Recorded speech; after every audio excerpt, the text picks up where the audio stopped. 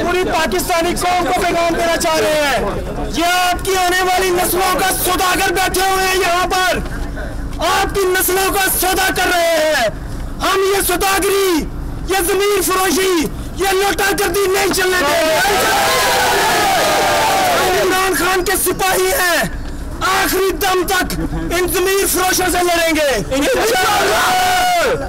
कदम पीछे कौम से और इन नौजवानों से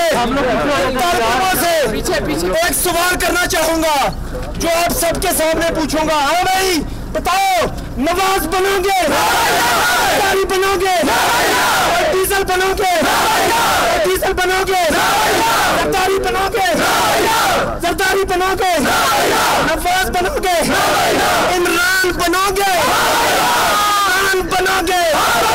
माओ की दुआ से, माओ की दुआ से, माओ की दुआ से इमरान बनोगे। इमरान तेरे जान निसार, कौन बचाएगा पाकिस्तान? इमरान तेरे जान निसार,